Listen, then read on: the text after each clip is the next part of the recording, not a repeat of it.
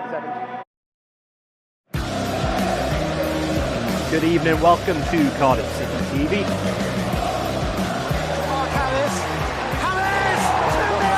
What a finish, what a goal!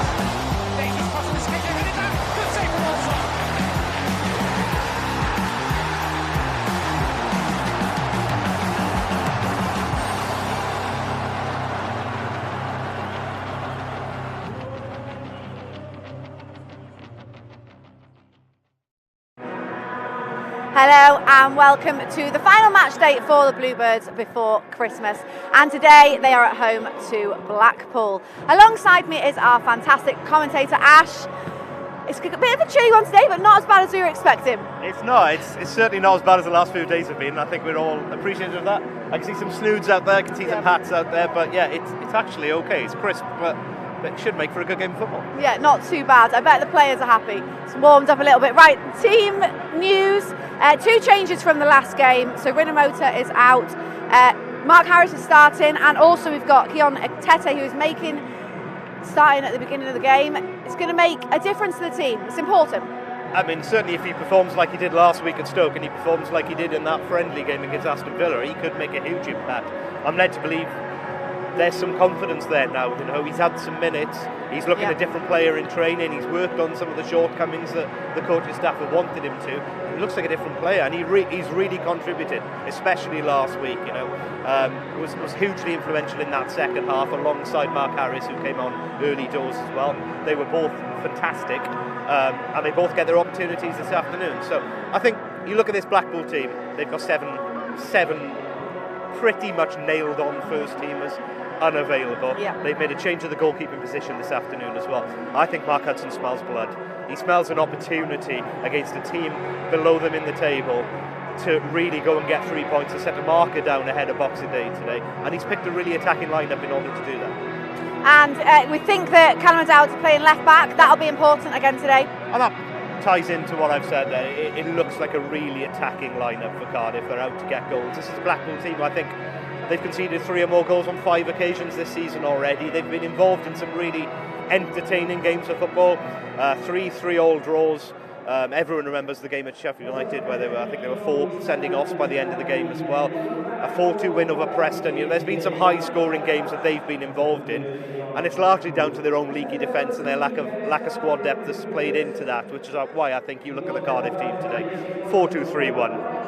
A left winger at left back in Callum O'Dowd, a natural number 9 up top, giving Robinson somebody to play off, giving Mark Harris somebody to play off, and without then sacrificing a number 10 and going for that extra body in midfield as well. So Gavin White retains his place in the 10. Great for him. I think he deserves that off the back of last week, and I think hopefully great for all the fans here in attendance today, because I think it's got the makings of a really entertaining attacking game of football.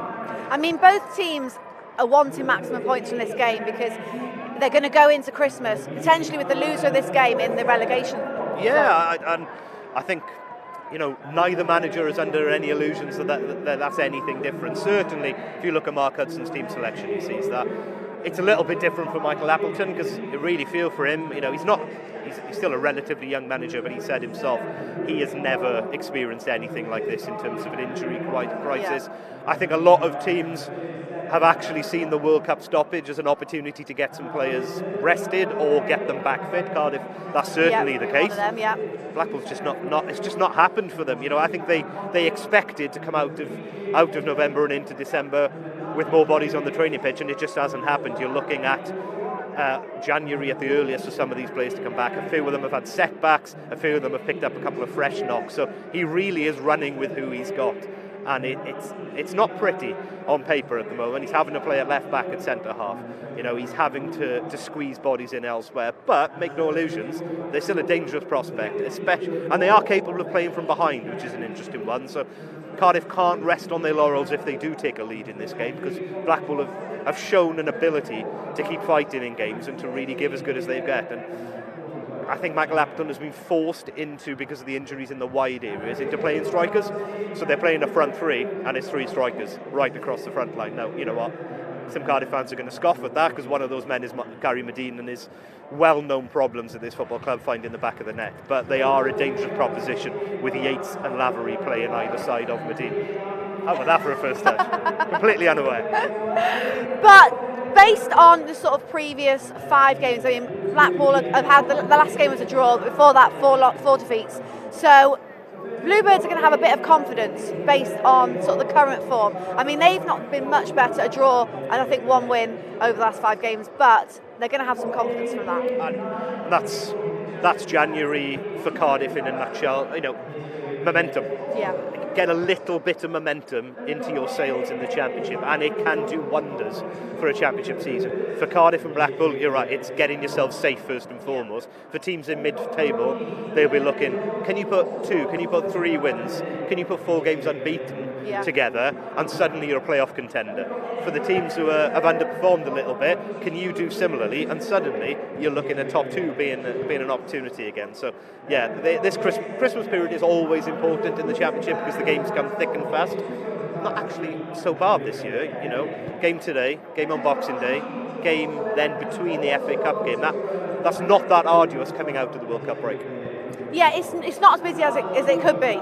It's certainly not, no. I think there are opportunities for rest and recuperation, which we didn't get in the first half of the season. And even looking ahead at January, February, there's few and far between in terms of midweek fixtures. So I think rotation isn't going to be as necessary, and that'll be obviously pleasing for somebody like Michael Appleton, who's running on fumes already. And for Mark Hudson, he can look against consistency into the starting 11 and not really having to move players in and out. Well, Mark Hudson gave his thoughts on the game today.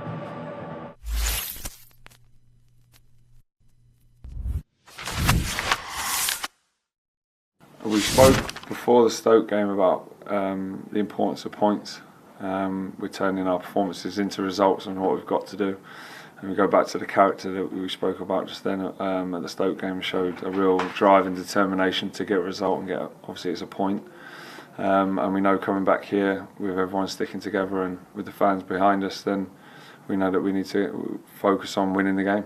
I think we've got to respect that they've got a good manager. You know, I spoke to Michael and we both went to watch the Coventry game, sat together, and they'll come with a game plan and we'll focus on us and what we can do in the game.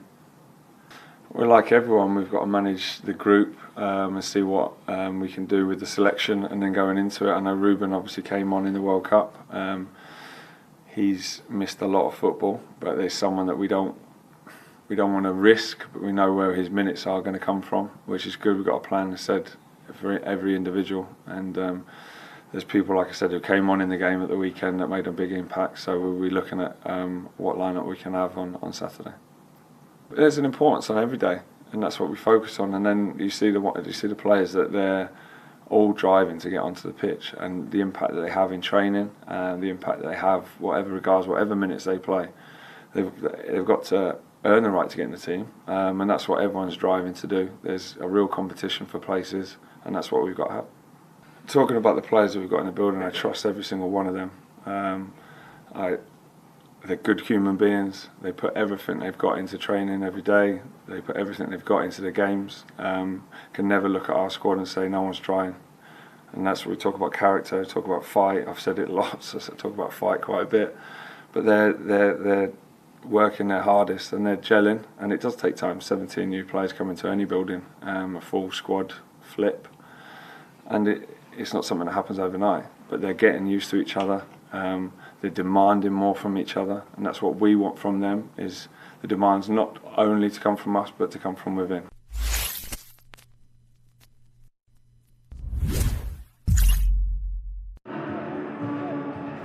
Now I am joined by former Bluebirds captain, now under-21 boss, Darren Purse.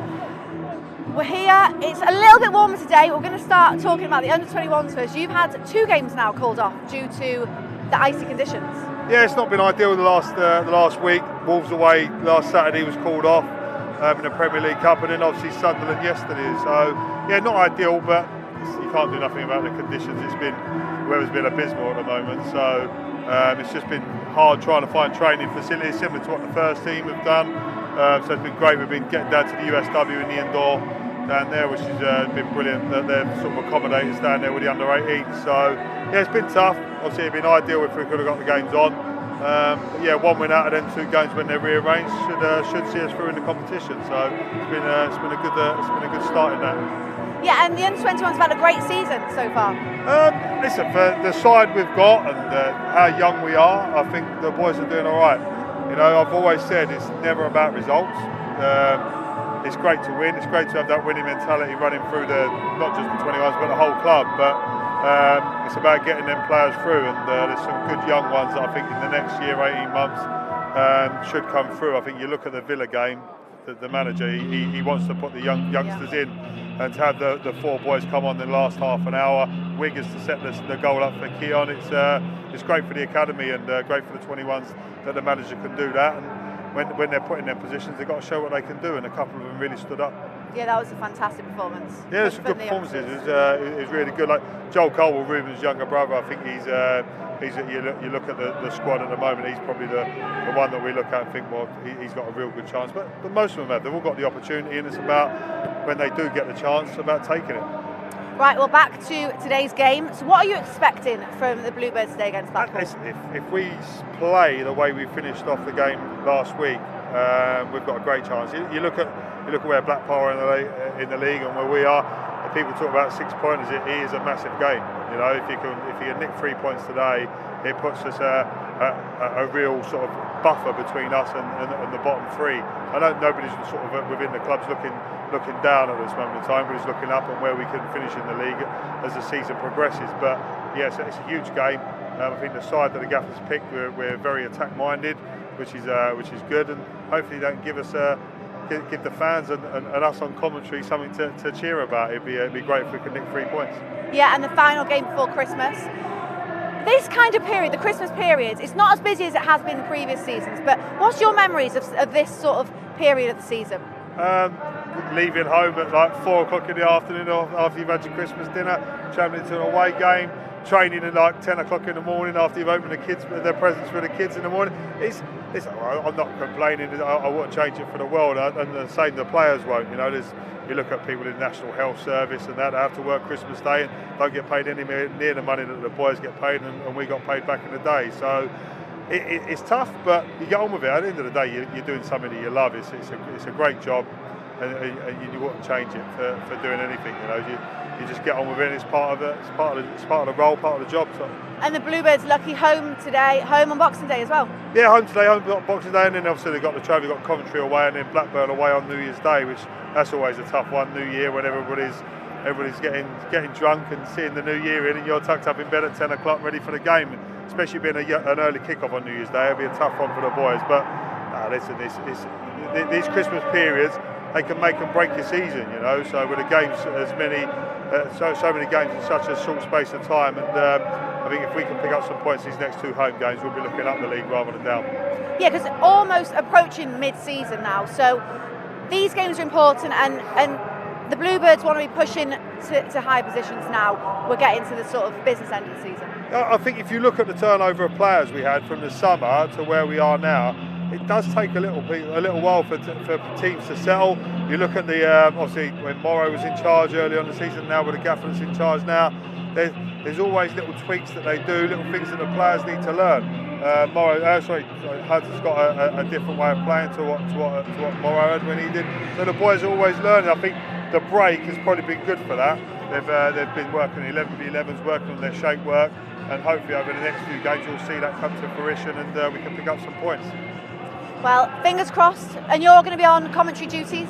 Yeah, talking through the games. As I said, hopefully it's a good one for us to talk them through, and 3 points at the end of it. Perfect. Well, we caught up with Callum O'Dowda, and he gave his thoughts on the previous performance and today's match. Callum, a positive return to action at Stoke last weekend. What did you make of that game? It was a tough game. I think both teams, you could tell there was a bit of nervousness going into the game. A lot of players hadn't played in a long time, but I'd say overall it was a positive display. First half, I think it took us a while to get into it, but I think definitely what the gaffer said, the subs made such a difference coming on the pitch. And second half, I thought we dominated the game, could have possibly got the win. But overall, it's a good point, because I think Stoke, if you look at their team on paper, they, in my opinion, I think they should be in at least the top half of the table. But a positive point. Blackpool coming to Cardiff City Stadium on Saturday afternoon, a side scrapping for points at the bottom of the table. What have you made of them this season? We haven't played them yet, but we've been watching a few clips of them already. But still a good team. No game's easy in the Championship. Everyone's got a fight within them. But considering how they were last season, I know they were tough. They were a tough team to beat. But it's going to be a tough game. So it's not as if we're going to go into it thinking we should or we will win the game. We need to go into the game positive, similar to how we were in the second half against Stoke. And having a home game this weekend and another home game on Boxing Day just helps that little bit in terms of travel for the players, home comforts, and that'll be a benefit to you all. Yeah, I think it will be a benefit for us. I feel better playing at home with the home fans. It's surroundings what we're used to, and I think we're due something. I know we've been a bit unfortunate, I'd say, over the last couple of months with whether it be the sending offs and stuff. So it's been quite hard to pick up a bit of momentum. But going into those two games, especially at home, it'll be beneficial for us.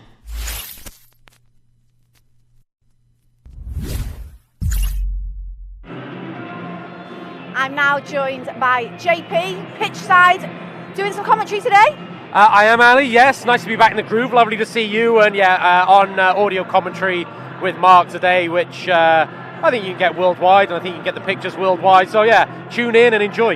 Yeah, a reminder that it is going to be streamed worldwide on Cardiff City TV and the commentary as well. So before we talk about today's game, we'll just recap the Stoke game last week. I mean, it was a great performance from the Bluebirds, and it was really promising, especially in the second half. It was, Ali. Certainly there was far more attacking intent, but I felt attacking threats than I've seen in previous Cardiff City games. Mark Hudson said that they've been working on that in training. They've been working on different shapes, different patterns of play, and I thought some of the transition play, how we broke quickly, some of the football was really good. Yeah, it was disappointing to concede 2 goals after going a goal ahead, and it did get a bit messy towards the end of the first half. But particularly in the second half, I thought the football was fluent. The substitutions helped, credit to the manager. Tet came on, led the line, Robinson playing as the number 10, which looks like what we've got today, and I thought that was really impressive and really exciting. So it was a 2-2 draw, it was only a point, but I felt it was a step in the right direction for Cardiff City. Yeah, and it will sort of move the confidence into today's game. As you say, a lot more sort of attacking prowess, which I think that the Bluebirds have been missing. Oh, hugely, all season. I don't think anyone can really say Cardiff haven't played nice football at times this season.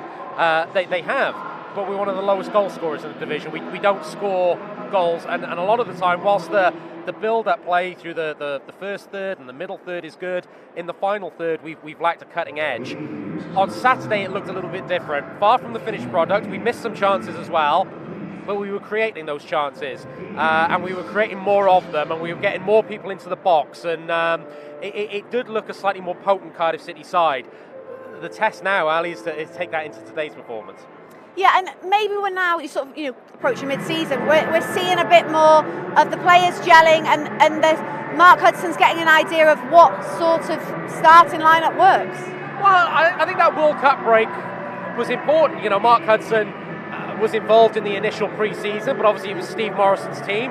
Mark Hudson's had a few weeks without games, without a Saturday-Tuesday game to get his ideas across, to do some in-depth video analysis with the team, that sort of thing. So it's given him a chance to build his own sort of structure into a team that he helped recruit. And you're absolutely right, 17 was it new players in the summer. Perhaps it took that first half of the season for them to gel.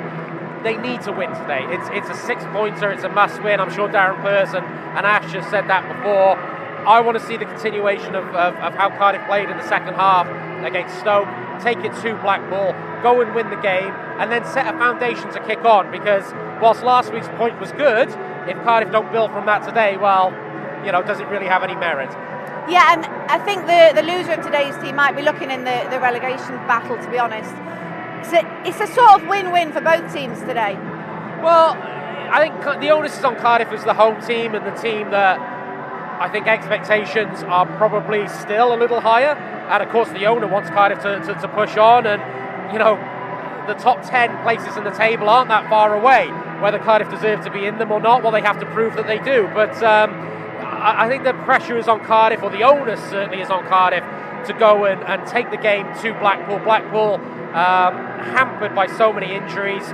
Also, you'd think, Ali, that maybe Blackpool would sit in. Well, Michael Appleton was quite bullish in his pre-match press conference. He doesn't know how to play that way. He expects his team to come out to try and win the game. So this could be two teams going toe-to-toe, and it could be a nervy encounter, but hopefully Cardiff City come out on top. Hopefully, and it's an opportunity in the fact that Blackpool have so many of their first team players out. That is a better time than now for Cardiff City to jump on that. You're absolutely right. You know, it may encourage a little bit of a siege mentality in the Blackpool squad. You know, them against the world. And they got a good point last week against Birmingham, and with a makeshift back four, they defended a lot of crosses into their box. They were solid, and they could have nicked it. So they come with a little bit of confidence as well. They got a good point last weekend. But when you're talking about 7, 8, 9 first team players out, yeah, of course Cardiff should be favourites. It's a game they need to win, and I'm going to be bold, Ali. I do expect Cardiff to go on and win today. Do you think we're going to see many goals today? It depends if Cardiff get off to a good start and set the tempo. I think we could. I think Cardiff could score some goals today, but if it gets through the first half hour, it gets to half time and it's still 0-0, the nervier it gets, the more it'll suit Blackpool. And then you're looking at a one goal either way. But if Cardiff set the tone, set the tempo, play like they did in the second half last week against Stoke, I'd like to think they could win this game comfortably, but Ali, as you know, most of the time I'm wrong. Well, fingers crossed, because this is the final match before Christmas. A reminder that it's available worldwide on Cardiff City TV, and the commentary is available worldwide as well. Top 5 in association with the Big Yellow Self-Storage Company. Everyone claims for a handball. It would have been unfortunate, but it certainly did head to the hand of Flynn. Cardiff managed to get it away, but now Blackpool back into the box. Morrison goes to the ground and a great tackle. Cardiff should clear now. They do. Spreads the ball very wide to Giles. It's a 3-on-1 for a moment. Now it's 3-on-3. Cardiff still have numbers. Giles, great cross. Moore, can he finish the game? He does! 2-0 to Cardiff City, and what a fantastic example of counter-attacking football.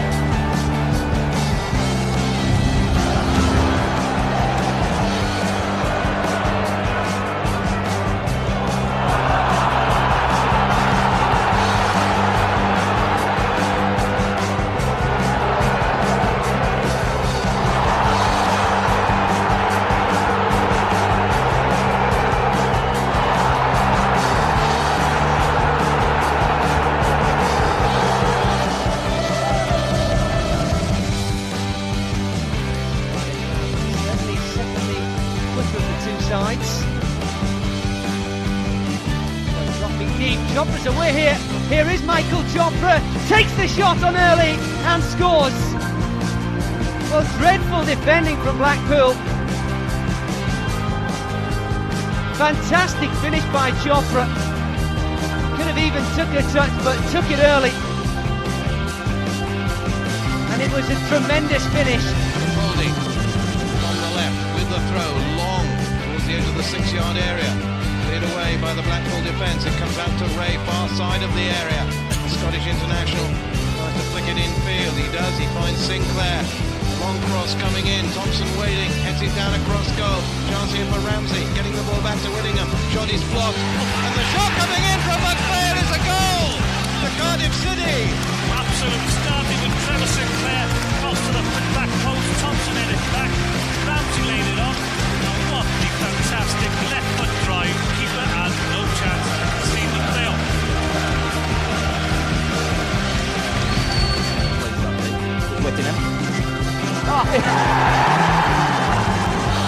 He fooled everybody. Peter Whittingham beats Matt Gilks at his near post. You'd have to say it was arguably the goalkeeper at fault there for not really seeing what Whittingham was planning. Yeah, there's very little celebration for Peter Whittingham, and you don't really know whether that is what he thinks is a goalkeeping error rather, or whether it's just Peter Whittingham being Peter Whittingham.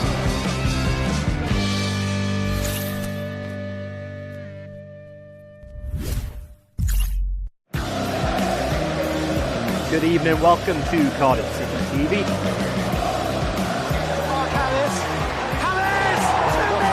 What a finish, what a goal!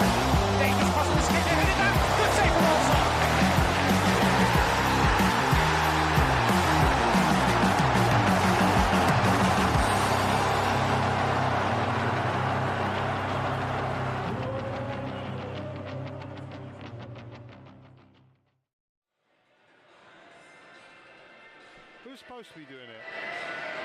I don't know. No idea. He messaged me last time. Oh, did he? Yes. Oh, you were on the running order when I...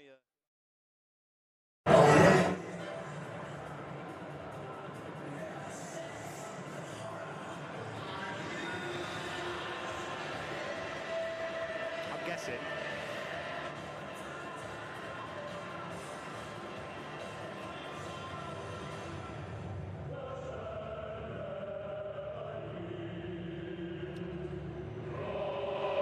Good afternoon, welcome to Cardiff City TV.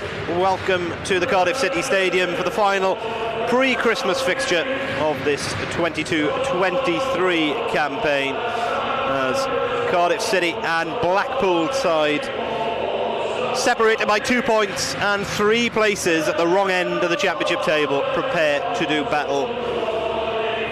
It's cold, it's not as cold as it could have been. It's not as cold as it's been in the previous few days here in the Welsh capital, thankfully, and we should have an entertaining afternoon in store for us. An injury-ravaged Blackpool side, and Cardiff side with their tails up a little after last week's 2-2 draw away at Stoke, one in which they came from behind to take a valuable point, and they'll be looking for all 3 this afternoon as the 2 teams come out, led by captains Joe Rolls and for Blackpool, Gary Medine.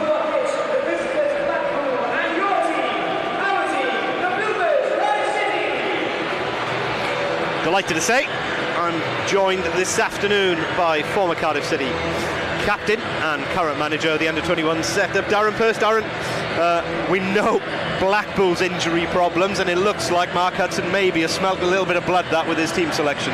Yeah, I think he's gone a little bit more. I think if you look at the way they finished the game at Stoke, I think we was on the ascendancy, and if there's any team that was going to win the game, it was going to be us. And I think that's what the gaffer's trying to build on. He's trying to build on that attacking emphasis that we had at the end of the Stoke game. And as you said, hopefully see if we can get ourselves in front and then try and enjoy the game a little bit. I know there's a lot on it. It's a big game with regards to the if you look at where both teams are in the table. So that's a huge game. This could put us sort of 5-6 points away from the relegation zone if we can nick a win. So he's picked an attacking side. You know, even you look at Callum O'Dowda at left back, I think he's looked at it and thought, you know what, we've got a chance of getting this game over and done with as early as we can. Yeah, 2 changes then. You see the team graphic there in front of you. Callum O'Dowda dropping to left back. It's Nielsen Kaunku and Andy Rinamotta that drop out. Keona Tete gets a start as the number 9, and Gavin White retains his position as the number 10. For Blackpool, there is a change, just one change in the starting 11 from that drew 0-0 with Birmingham City a week ago. It's in goals, where Daniel Grimshaw comes in place of Welshman Chris Maxwell. Elsewhere, isn't too much to choose from at the moment for Michael Appleton. He said he's never seen an injury crisis like it. 8 first-teamers out all told, and especially short of options in the wide areas, which is why he's going with his 3 frontline strikers as a front 3. 5 times this season, Blackpool have conceded 3 or more in the Championship. They've been involved in a couple of stunners as well. Everyone remembers that game at Sheffield United earlier in the season with the 6 goals and the 4 sending-offs.